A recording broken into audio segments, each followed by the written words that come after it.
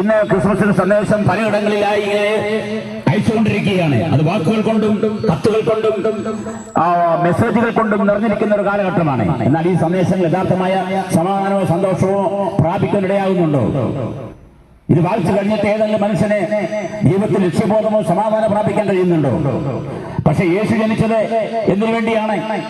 കുറെ greeting card അയക്കാനോ, cake മുറിക്കുവാനോ, ക്രിസ്മസ് ട്രീ ഉണ്ടാക്കുവാനോ, കരോൾ ഗാനങ്ങൾ പാടുവാനോ, ആ ദിവസങ്ങൾ അവധിയെടുത്തുകൊണ്ട് നാടെല്ലാം കണ്ടിങ്ങനെ സന്തോഷിച്ച് നടക്കുവാനോ അല്ലോ യേശു വന്നത്. യേശു കർത്താവ് ഈ ഭൂമിയിൽ വന്നത് ഇങ്ങനെയുള്ള എന്തെങ്കിലും കർമ്മങ്ങൾ ചെയ്ത് 10 ദിവസം കളയാൻ വേണ്ടിയല്ല. യേശു വന്നത് നിത്യജീവൻ നിനക്ക് തരാൻ വേണ്ടിയാണ്.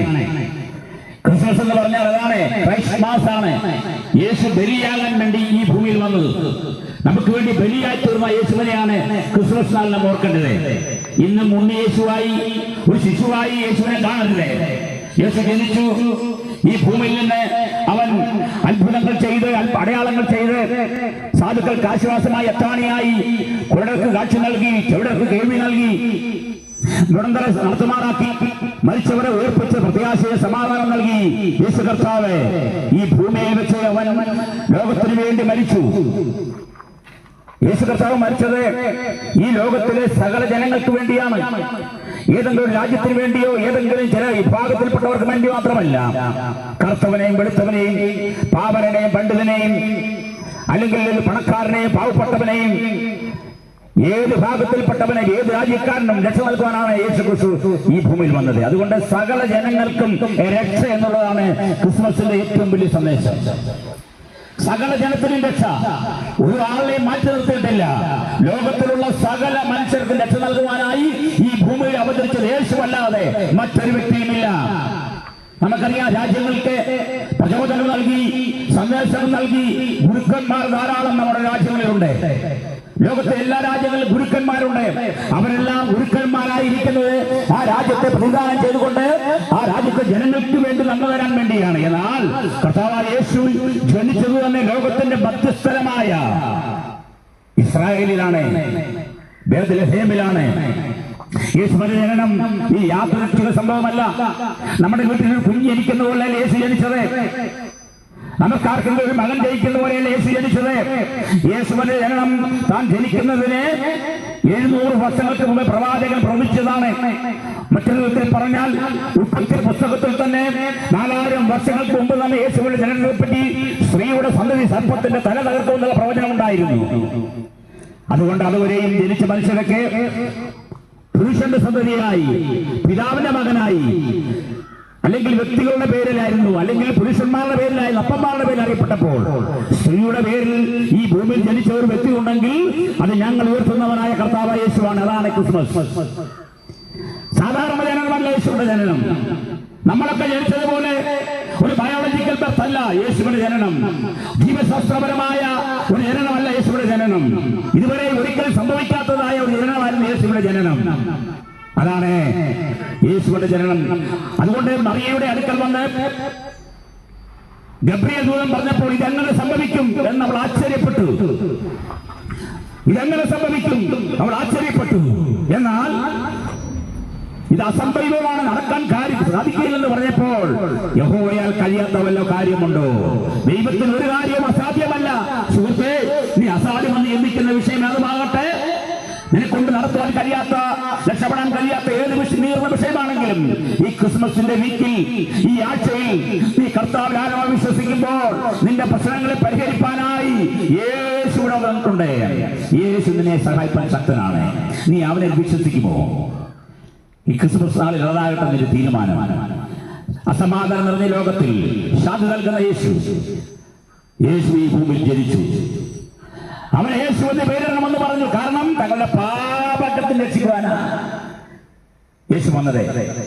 അല്ലാതെ ലോകത്തിൽ എന്തെങ്കിലും നന്മ തരാമെന്നോ, നല്ല വീട് തരാമെന്നോ, കാറ് വാങ്ങിച്ചു തരാമെന്നോ, കുഞ്ഞുങ്ങളെല്ലാം അമേരിക്ക കൊണ്ടുപോകാനോ ഒന്നുമല്ല യേശു വന്നത്. സുഹൃത്തെ, അതൊക്കെ ആർക്കും സാധിക്കും.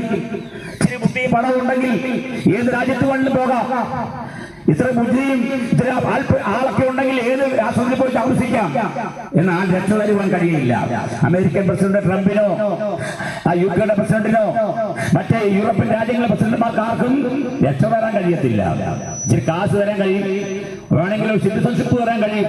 പക്ഷേ നിത്യരക്ഷ തരുവാൻ ഈ ലോകത്തിലെ ആർക്കും കഴിയാതിരിക്കുമ്പോൾ യേശു കർത്താവ് നിനക്ക് നിത്യരക്ഷ തരുന്ന ദൈവമാണ്. അതുകൊണ്ട് ഈ ക്രിസ്മസ് അതിനുവേണ്ടിയുള്ളതാണ്, നിത്യരക്ഷയ്ക്ക് വേണ്ടിയുള്ളതാണ്. അർത്ഥം പറഞ്ഞ് അതിലെ യഥാർത്ഥമായ തീം മനസ്സിലാക്കാതെ നീ ക്രിസ്മസ് ആഘോഷിച്ചാൽ നീ നിത്യമായ നാശത്തിലേക്കാണ് പോകുന്നത്. നീ ഒരു അന്യ ആരാധനക്കാരനായി മാറുകയാണ്. എന്നാൽ ഒരു കാര്യം മനസ്സിലാക്കട്ടെ, 1-ാം നൂറ്റാണ്ട് മുതൽ 3-ാം നൂറ്റാണ്ട് വരെ ക്രിസ്മസ് ഇല്ലായിരുന്നു. ദൈവത്തിന് സഭ ആരംഭിച്ചിട്ട് അന്ത്യക്കെ വെച്ച ക്രിസ്ത്യാനികൾ ദൈവസഭ ആരംഭിച്ചപ്പോൾ അല്ലെങ്കിൽ ദൈവമക്കൾ ആരാധിച്ചപ്പോൾ ക്രിസ്ത്യാനികൾ ഉണ്ടായി, ദൈവസഭയുണ്ടായി. അന്ന് മുതൽ 3-ാം നൂറ്റാണ്ട് വരെ ക്രിസ്മസ് എന്ന ആഘോഷമില്ലായിരുന്നു. എന്നാൽ ജാതികനായ ഒരു കോൺസ്റ്റന്റൈൻ എന്നൊരു രാജാവ്, കുസ്തന്തീനോസ് എന്നൊരു രാജാവ്, അദ്ദേഹം ഒരു ജാതികനായ മനുഷ്യനായിരുന്നു, യേശു വിശ്വസിക്കാത്ത മനുഷ്യനായിരുന്നു. അദ്ദേഹത്തിനുണ്ടായ ചില നന്മകൾ ലഭിച്ചപ്പോൾ, ചില കാര്യങ്ങളിൽ വിജയം പ്രാപിച്ചപ്പോൾ അതിന്റെ ഭാഗമായി താൻ ക്രിസ്ത്യാനിയായി തീർന്നു. ഈ ക്രിസ്തീയ ഭാഗത്തിലേക്ക് കടന്നു വന്നു. തന്മൂലം താൻ രാജാവായതുകൊണ്ട്, തനിക്ക് അധികാരമുള്ളതുകൊണ്ട് ഈ ക്രിസ്ത്യാനികളുടെ പ്രവർത്തനത്തെ അവർ രാജീയ മതമാക്കി മാറ്റി. അങ്ങനെ ക്രിസ്ത്യാനിറ്റി ഒരു രാജീയ മതമായി മാറി. അതുവരെ മതമല്ലായിരുന്നു, ഒരു വിശ്വാസമായിരുന്നു, ഒരു ബന്ധമായിരുന്നു, ഒരു ജീവിത ശൈലിയായിരുന്നു, ഒരു കൂട്ടായ്മയായിരുന്നു, ഒരു ആരാധനയായിരുന്നു, ഒരു ദൈവസ്നേഹമായിരുന്നു. എന്നാൽ അന്നു മുതലാണ് ക്രിസ്ത്യാനിറ്റി മതമായി മാറുന്നത്. അന്നു മുതലാണ് ആ മതത്തിലുണ്ടായിരുന്ന ആചാരങ്ങൾ, പല പേരിലുണ്ടായിരുന്ന ആചാരങ്ങളും അനുഷ്ഠാനങ്ങളും ക്രിസ്ത്യ മതത്തിലേക്ക് അവർ കൊണ്ടുവന്നു. അങ്ങനെയാണ് 25-ാം തീയതി ലോകമെങ്ങും ക്രിസ്മസ് ആഘോഷിക്കാൻ തുടങ്ങിയത്. അന്ന് ഇതുപോലെയുള്ള രാജ്യങ്ങളില്ല, പിന്നെ രാജ്യങ്ങൾ ഉണ്ടായി, ജനങ്ങൾ അവിടെ ഇവിടെ യാത്ര ചെയ്യാൻ തുടങ്ങി, ലോകമെങ്ങും ക്രിസ്ത്യാനിറ്റിയെ കൊണ്ട് നിറഞ്ഞു, ക്രിസ്ത്യ മതമായി മാറി. അങ്ങനെ ക്രിസ്ത്യവാദം ഒരു ലോകത്തിൽ മുഴുവൻ നിറഞ്ഞിരിക്കുന്ന മതമായി മാറി. നമുക്കറിയാം, ഇന്ന് ലോകത്തിലെ ഏറ്റവും കൂടുതൽ ആളുകളുള്ള വിശ്വാസം ക്രിസ്ത്യ വിശ്വാസമാണ്. അതുകൊണ്ട് അന്ന് രാജാവ് കൊണ്ടുവന്ന ആചാരങ്ങൾ, ക്രിസ്മസും ഈസ്റ്ററും തുടങ്ങിയ ആചാരങ്ങളെല്ലാം അതിന്റെ ഭാഗമാക്കി. അതുകൊണ്ട് ഇത് നമ്മൾ ആചരിക്കുമ്പോൾ, ഈ ക്രിസ്മസ് ആയി കൊണ്ടാടുമ്പോൾ ഒരു ജാതീയ ആരാധന കൂടെയാണെന്നുള്ള കാര്യം മറന്നു പോകരുത്. തിരുവചനത്തിൽ ഒന്നും പറയാത്ത ഒരു ആചാരമാണ്. തിരുവചനത്തിൽ ഇങ്ങനെ ആചരിക്കാൻ പറഞ്ഞിട്ടില്ല, യേശു പറഞ്ഞിട്ടില്ല, അപ്പോസ്തലന്മാർ പറഞ്ഞിട്ടില്ല, വേദപുസ്തകത്തിലെ ഒരു പുസ്തകത്തിൽ ക്രിസ്മസ് ആഘോഷിക്കുവാനോ ഈസ്റ്റർ ആഘോഷിക്കുവാനോ പറഞ്ഞിട്ടില്ല. പക്ഷേ ഇന്നതൊരു ബിസിനസ് തന്ത്രമായി മാറിയിരിക്കുകയാണ്. അതിന്റെ പേരിൽ ഇവിടെ ബീവറേജ് ഇഷ്ടം പോലും കുപ്പികൾ പൊട്ടിക്കാൻ കഴിയും, ഇഷ്ടം പോലെ കേക്ക് മുറിക്കാൻ സാധിക്കും, ആഘോഷത്തിന്റെ ഭാഗമുള്ള സാധനങ്ങൾ വെക്കാൻ കഴിയും. അന്ന് ബിസിനസ്സുകൾ കൂടുതൽ നടക്കും, കുടുംബങ്ങളിൽ ഒരു സന്തോഷമുണ്ട്.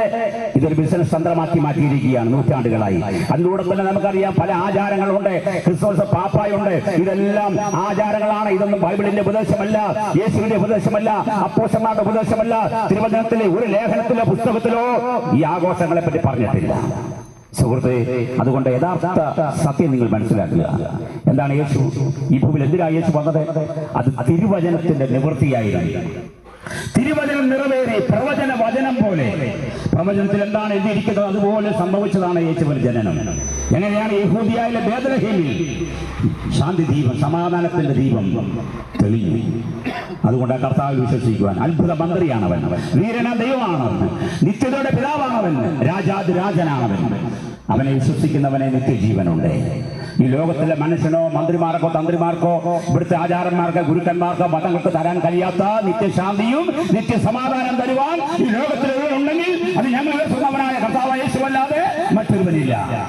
വളച്ചന്മാർക്കോ ഭാഷന്മാർക്കോ ഒരു ഉപദേശമാർക്കോ ഒരു തരാൻ കഴിയാത്ത വലിയ രക്ഷയാണ് യേശു നൽകുന്നത്.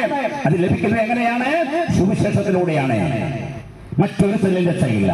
നാം രക്ഷിക്കപ്പെടുവാൻ ആകാശത്തിന് കീഴിൽ നൽകപ്പെട്ട വേറൊരു നാമവുമില്ല. മറ്റൊരുത്തരും രക്ഷയില്ല. ആ കർത്താവിലേക്ക് ഞങ്ങൾ ആഹ്വാനം ചെയ്യാം.